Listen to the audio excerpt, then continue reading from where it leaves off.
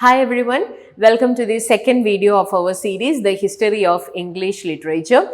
So we know that from the epic poems of these Anglo-Saxon warriors to the classical works of the 20th century, including the modern and post-modern literature, English literature has evolved over the centuries, reflecting the culture, taste, traditions of its time. So it is really important for us to understand the historical, political, social and literary background of each of this period in order to understand literature as a whole. So as a from a net point of view, it's really important for you to know an age, the relation of the age with the previous one and also the relation of that age with the next one. So here in this video, we will be dealing with the important writers, the historical movements, the major works of this each periods of British literature. And here we have, in the previous video, we have discussed about the Anglo-Saxon literature, and the Anglo-Saxon literature in which the heroic tales and poetic traditions laid the foundation or laid the groundworks of English literature. And in this video, we will be dealing with the Anglo-Norman period where courtly love and chivalric romance dominated the literature. So about this Anglo-Norman literature, we know that Anglo-Norman literature, it refers to the literature, or it refers to the work produced during the Anglo-Norman period, or the works that were produced in Anglo-Norman language. We know that Anglo-Norman language is Norman language is a dialect of Old French, and this Norman language was prominent, or it was the official language of England from the 11th to the 13th century, and this was actually followed by the Norman conquest, which happened in 1066, and where the the Norman speaking French invaded Britain. Okay, so in order to understand Anglo-Norman literature, it is really essential for us to understand the historical backdrop of this Anglo-Norman period. And the major things that shaped this Anglo-Norman period is the Norman conquest, the major two things that actually changed the Anglo-Norman period or influenced the Anglo-Norman period is the Norman conquest and crusades and chivalry, and we will discuss that later in this video. And another important things that you can find, another important historical changes that you can find here is the feudal system and the cultural fusion. So when the Normans came to England, or when the French people came to Britain, obviously they brought their culture, their history, their traditions, their way of living all to England, and since they were the ruling people, England also slowly merged into this culture of the French. And here you can find that along with what they brought, they also brought the feudal system. Okay, that is how this feudal system was introduced into Britain. So introduction of the feudal system altering the social and political structures. And another thing that you can find is the cultural fusion, because Anglo-Norman period was actually the time of bilingualism in Britain, and as a result you can find the merging of English culture and French culture, and not just culture, there was also a blending of language that you can find here. And then you can find crusades and chivalry. So crusades and chivalry, we know that crusades actually refer to this military campaign sanctioned by the Catholic Church from 1095 to 1295, which actually were there for 2 centuries, and it actually aimed to reclaim the Holy Land from this Muslim power, and but later led to the establishment of Christian cultures, Christian countries, etc. That was also a beginning of this knighthood, beginning of the trend of knighthood, courtly love and chivalry.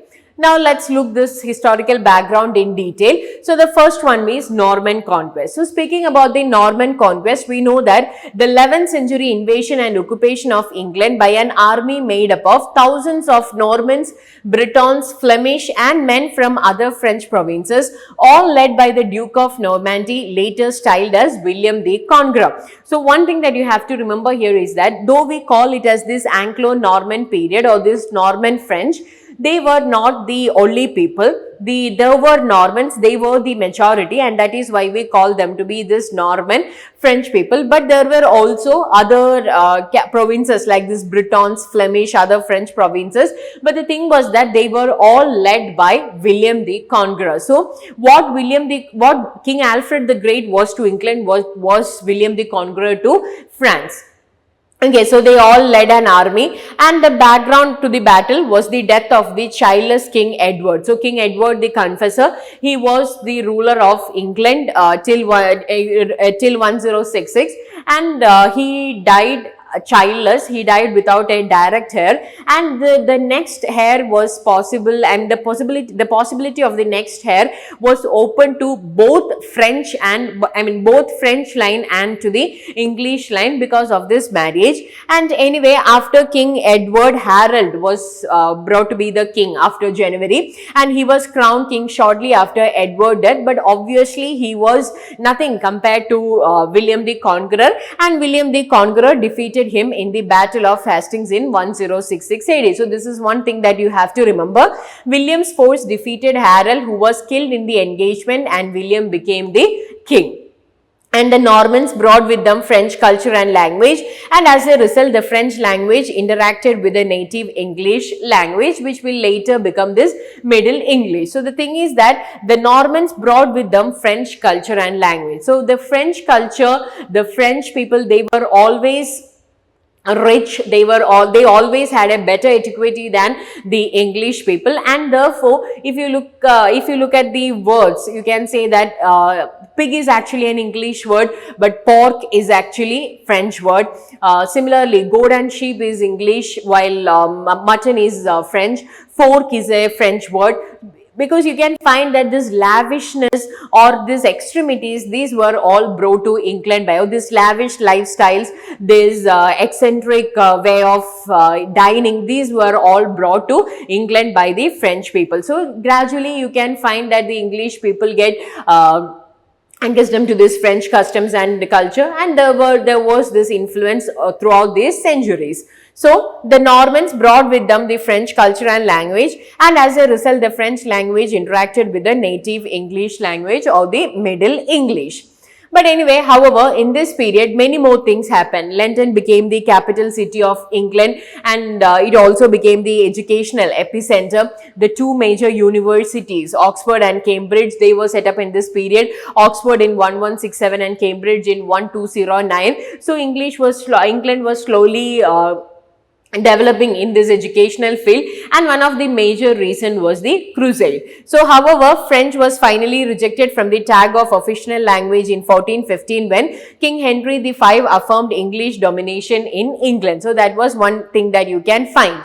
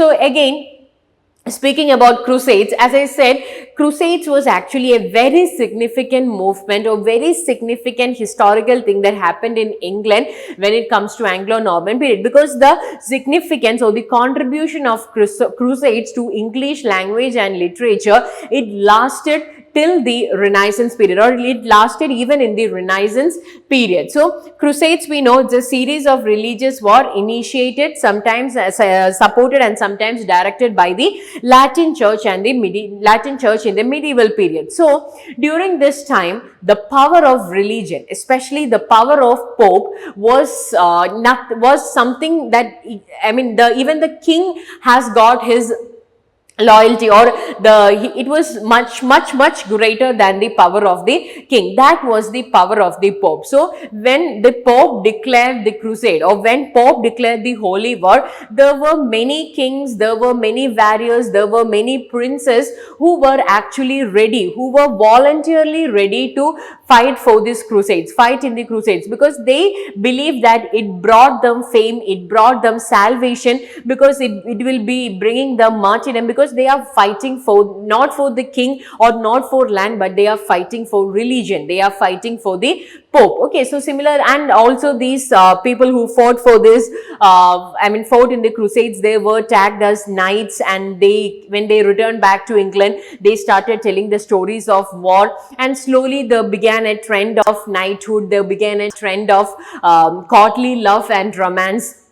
Okay, so all these were the prominent features that you can find in Anglo-Norman period. So in 11th century, Pope ruled the whole world, and he called for all the followers of Christianity to fight against the Muslims, and it began in 1095, lasting for 2 centuries. So crusades, it brought to Europe classical text and Eastern manuscripts. That was the major contribution of crusades when it comes to education. Till that time, the Western people, they were completely blinded by religion. They believed in religion, or they believed in this religious text. They believed in all these superstitious beliefs that were imposed upon them. But here you can find that when East and West met, they brought the reason and logic of this Eastern civilization to the West. So that is one reason why the Reformation came in the next century. That is one reason why people started to question the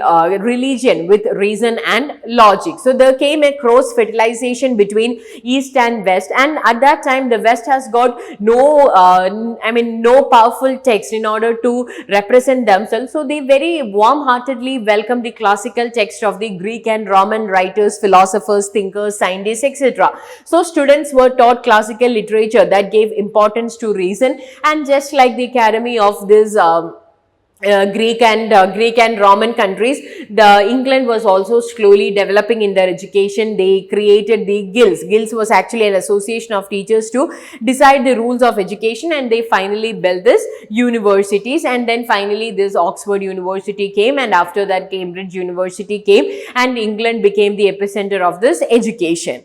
So these are some of the historical things that you have to remember about this Anglo-Norman people.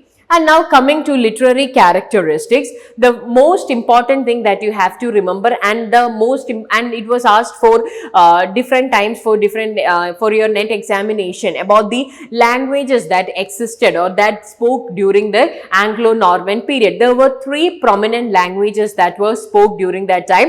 The first one was the Norman language, which was considered to be the official language, and therefore it was the language spoke by the aristocratic people or the noble people. And then we have the Latin language, which was spoke by the clergy, which was used for all the religious purpose, and finally English for the commoners or the middle class and lower class people. So bilingualism was one of the major literary feature that you can find in Anglo-Norman period. Then we have chivalric and courtly themes. The focus was on chivalry, courtly love and knightly adventures. And finally romance and allegory, emergence of the romance genre and this allegorical narratives. That was also one of the major feature that you can find here.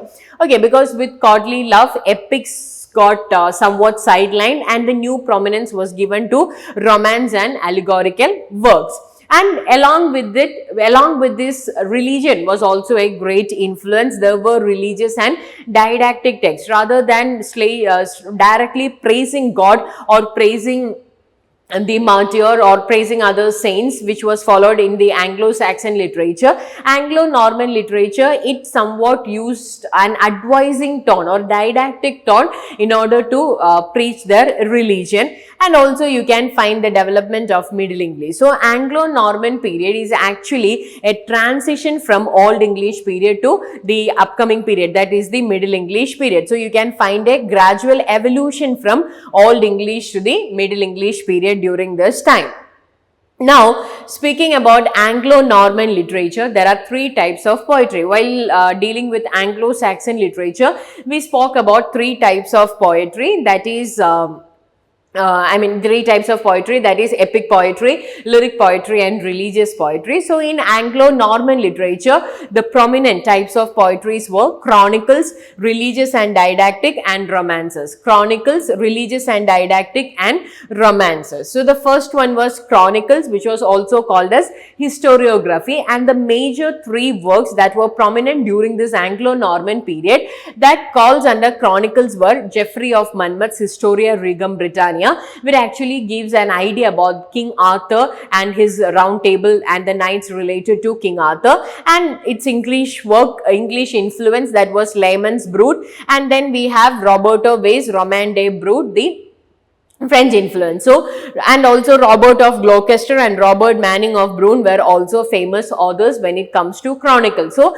chronicles was one major thing that you can find, one major type of poetry that you can find in this Anglo-Norman period. And then we have religious and didactic. Some examples are The Owl and the Nightingale. Owl and the Nightingale was more like a didactic poem where a debate is happening between the two birds, owl and nightingale. One stands for the worldly pleasures and the other stands for the moral side, and based on this religious theme. Similarly, Cursor Mundi. Cursor Mundi is the history of the world from a biblical point of view. That is, it describes the 7 ages of salvation in 7 parts. It's a history of world from the perspective of Holy Bible. It covers the themes of redemption of man. So these are some examples of religious and didactic poetry.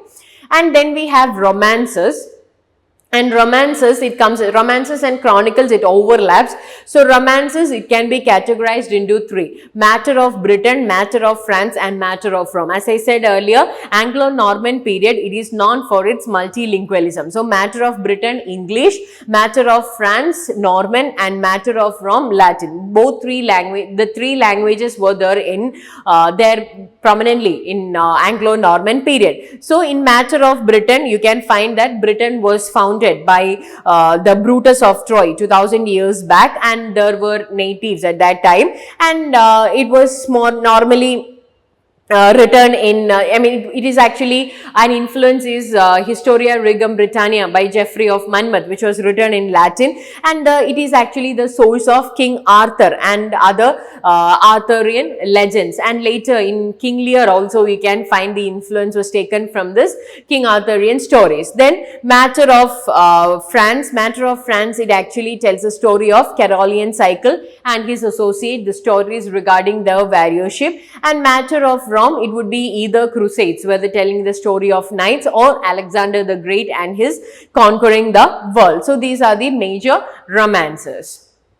Now moving to the major literary works of this time, we have Chasten de Geste. It's actually a medieval narrative, a type of epic poem that appears at the dawn of French literature.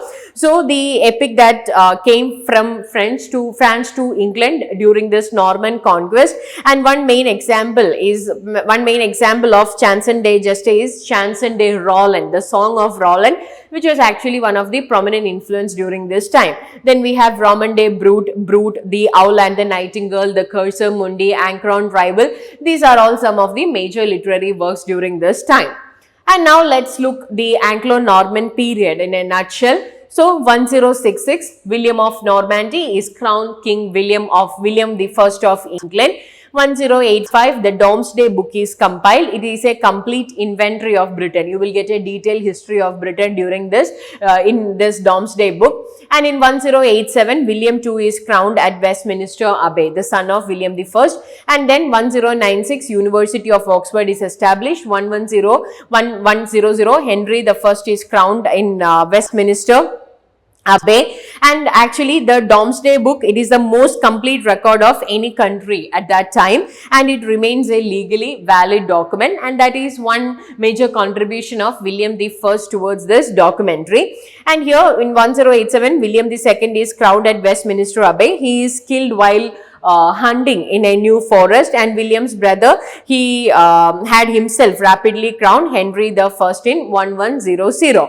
And in 1137, Stephen was Henry's nephew. He is crowned because Henry's son drowned, which led Matilda as the only sole heir. And as a result, Matilda's son, since the women was not supposed to rule, Matilda's son came to prominence, that is Stephen, Henry's nephew, is crowned king after the death of Henry I in Normandy instead of Matilda. And at that time, Matilda's son, that was Henry II, he ascends to the throne because it was his rightful heir in 1154. And then 1170, you can find Archbishop of Canterbury, Thomas Becket, is murdered by the Knights of Henry II. That is one important thing, because in Canterbury Tales, in T.S. Eliot's Murder in Cathedral, this is one important timeline to be noted. And 1189, Henry II dies and is succeeded by his son Richard I. And 1190, Richard I joins the Third Crusade. 1199, Richard I dies and is succeeded by his brother John. 1209, University at Cambridge is established. 1215, a civil war happened, and as a result, Henry III is crowned King of England in 1216, and Henry III dies and is succeeded by his son Edward in 1272. And 1296, Edward I invades Scotland and he dies in 1307, who is succeeded by his son Edward II. You don't have to by heart all this, but just understand how this lineage and succession goes. And 1315 to 1322, there came the Great European Famine, where millions of people died. And in 27, Edward II is murdered and the third becomes the king. And 1337, that is the beginning of 100 years of war. Okay, so from here, we will be discussing it in the next, we will be discussing it in the next video, that is the Age of Chaucer, 100 years of war and the Black Death. So, why I mentioned all these things was to reach this 100 years of war. That is, both the English and the French, they were fighting in order to get the power back. Okay, so that's all about this video. So in this video, we discussed about Anglo-Norman period. So just look at what is Norman conquest, the influence of crusades, the role of chivalry and courtly love in English literature, the major literary features of this time, and also the major works of this time. So that's all for this video. Thank you.